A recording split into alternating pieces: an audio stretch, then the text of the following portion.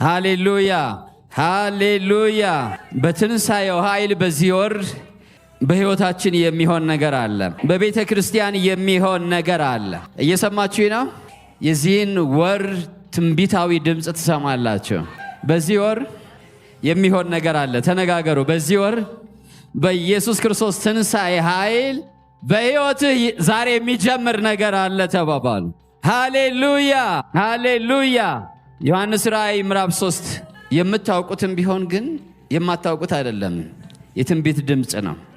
ቁጥር 7 የዳዊት መክፈቻ ያለው የሚከፍት የሚዘጋም የሌለ የሚዘጋ የሚከፍትም የሌለ ቅዱስና እውነተኛ የሆነው እርሱ እንዲህ ይላል፣ እነሆ በአንተ ፊት የተከፈተ በር ሰጥቼሃለሁ፣ ማንም ሊዘጋው አይችልም። እግዚአብሔር እንደዚህ ይላል፣ ይህ ወር የተከፈተ በር ወራችሁ ነው። እኔ እግዚአብሔር በሕዝቤ ፊት ማንም ሊዘጋው የማይችል እኔ እግዚአብሔር በሕዝቤ ፊት ማንም ሊዘጋው የማይችል የተከፈተ በር ሰጥቻቸዋለሁ። ይህ የተከፈተ በር ወራችሁ ነው። እኔ እግዚአብሔር በሕዝቤ ፊት ማንም ሊዘጋው የማይችል የተከፈተ በር ሰጥቻለሁ። እግዚአብሔር ለብዙዎች ደጆችን ከፍቷል፣ በሮችን ከፍቷል። የእግዚአብሔር ሞገስ በፊታችሁ ቀድሟል፣ በሮችን ከፍቶላቸዋል። የተቃዋሚው ኃይል ተሰብሯል። እግዚአብሔር እንደዚህ ይላል፣ በፊታችሁ የነበሩ ተግዳሮቶች በእጄ ተነስተዋል። በፊታችሁ የነበሩ እንቅፋቶች በእጄ ተነስተዋል።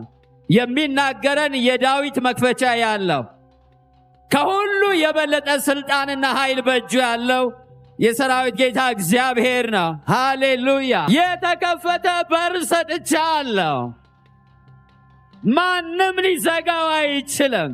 ማንም ሊዘጋው አይችልም። እርሱ ሲከፍት ማንም ሰው ሊዘጋው አይችልም። ምንም አይነት አሰራር ሊቀለብሰው አይችልም።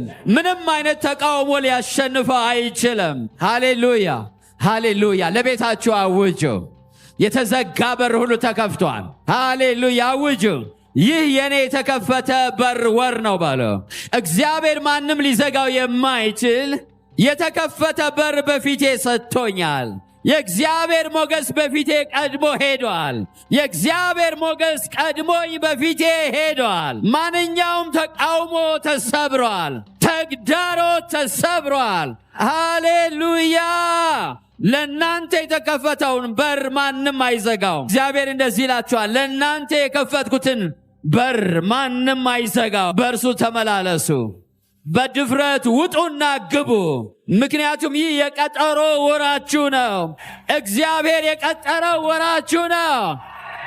ውጡና ወደ ተከፈተው በር ግቡ። ወደ አዲስ የአገልግሎት ክልል ግቡ። ወደ አዲስ የቅባት ክልል ግቡ። ወደ አዲስ የድል ክልል ግቡ። ወደ አዲስ የበረከት ክልል ግቡ። ወደ አዲስ የመገለጥ ክልል ግቡ። ወደ አዲስ የብርሃን ክልል ግቡ። እግዚአብሔር የተከፈተ በር ሰጥቷቸዋል። ሃሌሉያ ሃሌሉያ ሃሌሉያ። እየሰማችሁ ነው? እኔ አሁን የትንቢት መንፈስ መጥቶብኛል። አፌ ላይ የምናገረው ሁሉ እግዚአብሔር የሚፈጽመውን እንዲህ ሆኖ ሊቀጥል ነው ያላችሁት፣ እንዲህ ሆኖ አይቀጥልም። ዛሬ ተከፈተ በኢየሱስ። ዛሬ ተከፈተ በኢየሱስ። ዛሬ ተከፈተ በኢየሱስ። ጸሎት ሊረሳ የማይገባ ነገር ነው እና ብቻዬን ሳኩኝ ታየኝ። ብዙዎቻችን ምን ጸልየው ጸሎት ኦኬ፣ በመንፈስ ቅዱስ መነዳት እየጸለይን ሊሆን ይችላል። በጣም ጥሩ ነው እንደዛ ከሆነ። ግን እንዲያውም ይገርማቸዋል፣ መንፈስ ቅዱስ በውስጣችሁ በማይነገር መቃተት ቃላትን እያመጣ አረፍተ ነገሮችን እየሰጣችሁ የምትማልዱ ከሆነ ያን የበለጠ ታስታውሱታላችሁ። እንዲያውም እንደ መልእክት ትይዙታላችሁ። የመንፈስ ቅዱስ ስለዚህ ጉዳይ ሲቃትት ነበረ። የማላቀው ነገር ነው ይሄ ነገር።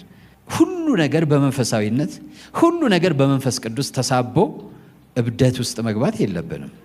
እንደግመዋለን ወይ ጸሎታችን ማለት ደግመን ያልነውን ነገር። ግን ጌታ ኢየሱስ ክርስቶስ ያንኑ ሄዶ ጸለየ።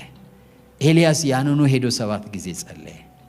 ያንኑ ጸሎት በቃ ያውቀዋል ምን እየጸለየ እንደሆነ። ምንድነው ከአባቱ የሚጠይቀው እንጂ ጸሎት ለመጸለይ ያህል የሚደረግ አይደለም። ጸሎት ለማለት ያህል የሚደረግ አይደለም። በሰዎች ፊት ብዙ ግብዞች እንሆናለን። ቢያንስ ግን በአምላክ ፊት እውነተኛ መሆን አለብን። ቢያንስ ሁሉን በሚመረምር በእግዚአብሔር ፊት እውነተኛ መሆን አለብን። ልንል የምንፈልገውን የምንል ሰዎች መሆን አለብን። ውስጣችን የማይፈልገውን አፋችን መናገር የለበትም። የሕይወታችን ጸሎት ያልሆነውን የአፋችን ጸሎት መሆን የለበትም። የሕይወታችን ልመና ያልሆነ፣ የሕይወታችን ፍላጎት ያልሆነ፣ የሕይወታችን አቅጣጫ ያልሆነ። አብዛኛው ሰው በጸሎት ሰዓት ያለቅሳል። በቃ ጸሎት ማለት ማልቀስ ነው። ግን በሕይወቱ ስለዛ ጉዳይ ያለቅሳል ወይ? አያለቅስም። ትዝም አይለውም። በሕይወቱ ትዝ አይለውም። ጸልይ ያላችሁት ጊዜ ግን ድንገት ይለወጥና ሰውየው በሚጸልየው ጉዳይ ያለቀሰ ይጸልያል። ማራቸው ሲል፣ ይቅርበላቸው ሲል፣ አብላቸው ሲል። በሕይወቱ ግን አንድ ሰው ያበላል ወይ? ያኮ ለቅሶና መቃተት ሕይወቱ ከሆነ ሲወጣ ያደርገዋል። ቢያንስ በእግዚአብሔር ፊት እውነተኛ መሆን አለብን። ቢያንስ የክፎች ጸሎት በእግዚአብሔር ፊት አጸያፊ ነው ይላል። ቢያንስ እውነተኛ መሻታችን በእግዚአብሔር ፊት ይዘን መምጣት መልመድ አለብን። በሰዎች ፊት እንኳን እውነተኛ መሆን ቢያቅተን ሁሉም በሚመረምር በሕያው አምላክ በእግዚአብሔር ፊት እውነተኛ መሆን አለብን። ግልጽ ነው እያልኩ ያለሁት። ስለዚህ ስንጸልይ እንደዛ መሆን አለበት። ካልሆነ ወገኖቼ ልንጸልይ ሄደን ኃጢአት ይዘን እንመለሳለን። እግዚአብሔርን አሳዝነን እንመለሳለን።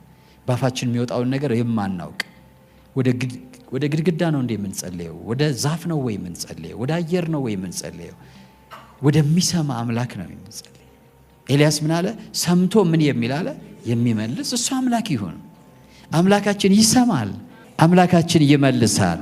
እኔ ብዙ ጊዜ ስለ ጸሎት ስናገር የሚገርማችሁ ነገር አሁን የምለውን ነገር ትኩረት ውስጥ ግንዛቤ ውስጥ ካስገባችሁት ገና ለጸሎት ስትቀርቡ እምነታችሁ በእግዚአብሔር ላይ ያላችሁ እምነት ይጨምራል። አሁን እግዚአብሔር እየሰማኝ ነው፣ እምለውን ነገር እየሰማ ነው። አፌን ብቻ አይደለም ከየትኛው ልቤ እንደሚወጣ እኔ አንዳንዴ ስጸልይ እግዚአብሔር ሆይ እላለሁ። ልብን ሁሉ የምታውቅና የምትመረምር ሜይቢ ልቤ እንኳን አታሎኝ ከሆነ ምህረት አድርግልኝ እላለሁ። ምክንያቱም የሰው ልብ ስውር ነው መጽሐፍ ቅዱስ እንደሚናገረው። አንዳንዴ ሰልፍ ዲሰፕሽን አለ፣ ራስን ማታለል ራሱ አለ። ራስን ማታለል ማንወደውን ምንወድም ይመስለን አለ። ለዛ ነው ፈተናዎች የሚፈቀዱት። አንዳንዴ እግዚአብሔር ራሳችንን እንድናውቅ ለፈተና ያጋልጠናል። ራሳችሁን እንድታውቁ። ለምንድን ነው የምንፈተነው? ራሳችሁን እንድታውቁ ነው። ለምን? ሰልፍ ዲሰፕሽን ስላለ፣ ራስን ማታለል ስላለ። ራሳችንን እያታለል መሆናችን የሚታወቀው በፈተናው ስናልፍ ነው። የሌለን ያለን ይመስለናል፣ ያልቻልነው እንደቻልን ይመስለናል፣ ንጹህ ያልሆነው ንጹህ የሆንን ይመስለናል። በልባችን የተሰወረ ነገር አለ፣ ያለ መሆኑን አናውቅም። በልባችን የተሰወረው ይገለጥ ዘንድ እግዚአብሔር በአንዳንድ ሁኔታዎች ውስጥ ያሳልፈናል። ምን አለ እግዚአብሔር ሲናገር በዘዳግም 8 ላይ ያዋርድህ ዘንድ መናን መገበህ ይላል። ፈተናን የምትጠሉ ሰዎች ካላችሁ ጸሎቱ እሱ ነው መሆን ያለበት። እግዚአብሔር ሆይ በልቤ ውስጥ ከተሰወረ ኃጢአት አንጻኝ ማለት ያስፈልጋል። ይሄ ዲሰፕሽን የሁላችን ችግር ነው። እንዴት ራሳችን እንደሚያታልለን። ትልቁ መታለል ራስ በራስ መታለል ነው። ማንም ምንም ሳይሆን የሆነ ቢመስለው ይላል። ምንም ሳንሆን የሆነን ያስመስልብናል። ማን? ራሳችን። ስለዚህ እግዚአብሔር በፈተናዎች ውስጥ ያሳልፈናል። ያን ዝም ብለን ነን ያልነውን እንዳልሆነን ይታወቅ ዘንድ ከዛ ወየው ጠፋው ማለት እንጀምራለን። እንደዛ ከምንሆን ቢያንስ በጸሎታችን ሰዓት በእግዚአብሔር ፊት ራሳችን ማዋረድ ይኖርብናል። ወደ እውነተኛ አምላክ እየቀረብን እንደሆነ ከተረዳን ገና ስትቀርቡ ወደ እግዚአብሔር አሁን እግዚአብሔር እየሰማኝ ነው፣ አሁን እግዚአብሔር እያየኝ ነው ስትሉ መጽሐፍ እንደሚናገረው እንደሰማልን ብናውቅ እንደተቀበልን በዚህ እናውቃለን ይላል። ወዲያውኑ ልባችን ራሱ እግዚአብሔር እንደሰጠን ይረዳል። ስለዚህ እውነተኛ ጸሎት ይሆናል ማለት ነው። ልማዳዊ ስናደርገው ግን እምነት የሚባለው ይሸሸናል። እምነት ሁልጊዜ የልብን ቅንነት ይፈልጋል። ዊዛውት ኢንቴግሪቲ ኦፍ ዘ ሃርት እምነት አይሰራም። እምነት የልብን እውነተኛነት፣ ቅንነት ይፈልጋል።